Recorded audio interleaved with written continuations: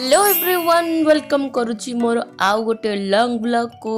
तो प्रथमे मु समस्त को विश करुच्ची हैप्पी रथ यात्रा। अवश्य लेट हो गला तो सकाळ मु उठू उठू देखिले आम आड़े बहुत जोर से वर्षा। आपण सेपटे वर्षा होची कि नहीं कमेंट निश्चित भाव में करेंगे। जेहेतु देह भल ना आज सकाळे बहुत जोर से जर पलि आसीथिला से मु सकाळ उठला टाइम 7टा तो हो जाइथिला। 7टा हो जाइथिला देन तापरे मु उठिकी टिके ब्रश कली। तापरे आज मोर पुस्ती गुंथा होउतला जेहेतु आज रथ यात्रा थिला तो आम नणंद मध्य आसी जाइथिले मो पुस्ती गुंथिबा पाई। तो नणंद ये सबू बंदोबस्त करुँच देखिपे वेलो माने एता सहित सबू। तो मोर ये पुस्तीटा बाहर कराला। तापर आम नणंद नुआ माने दौड़ीटारे जो येलो सूतारे पुस्ती गुंथुंट देखिपे पूजा पाठ करा जायकि केंती गुंथुंट।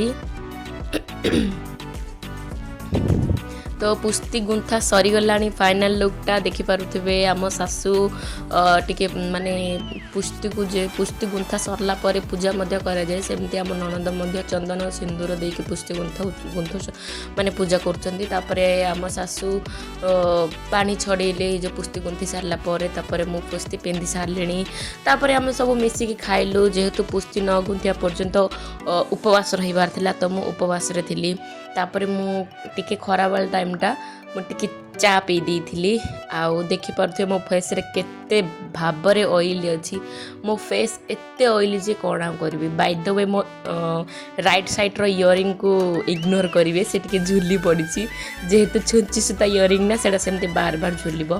तो मोर ऑयली फेस को ऑब्जर्व करिया पे सेटा कोन कहउछन मु भी जाने ऑब्जर्व ना कोन हां सेटा करिया पे मु गोटे एलोवेरा गोटे वाइप्स माने पॉकेट टी आनीची।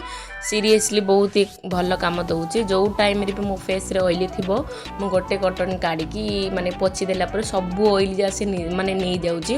मो फेस मते कुल कुल लागुची। आ मोर ए चूड़ी स्टैंडटा केमती लागुची मते निश्चय भाव में जणेबे।